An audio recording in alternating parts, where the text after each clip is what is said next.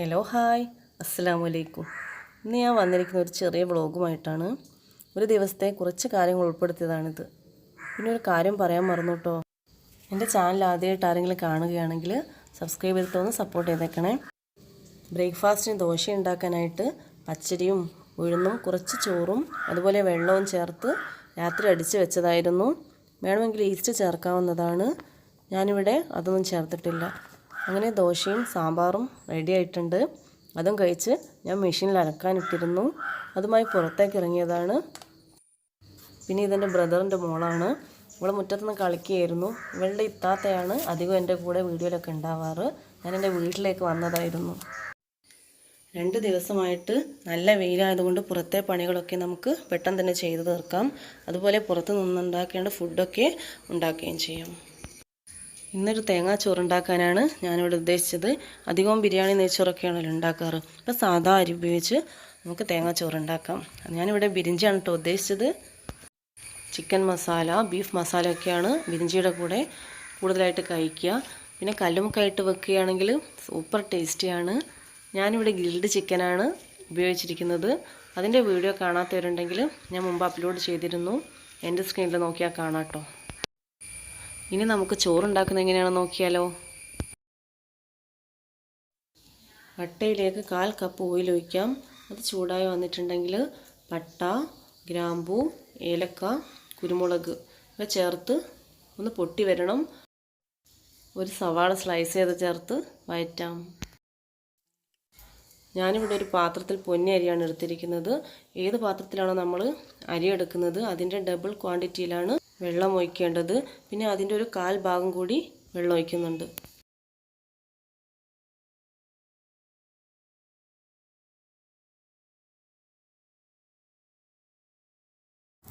വെള്ളം പതച്ച് വന്നിട്ടുണ്ട്.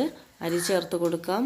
3/4 table spoon മഞ്ഞൾപ്പൊടി, പിന്നെ ആവശ്യത്തിന് ഉപ്പും ചേർത്ത് മൂടി വെച്ച് വേവിക്കാം.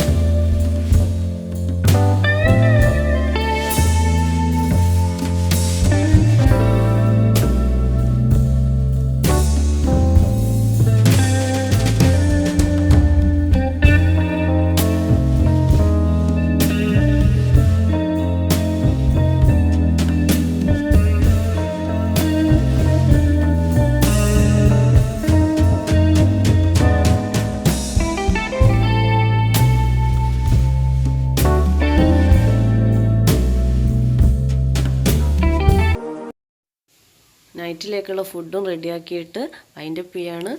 അടുത്ത വീഡിയോ ആയിട്ട് ഞാൻ വീണ്ടും വരാം. Thanks for watching.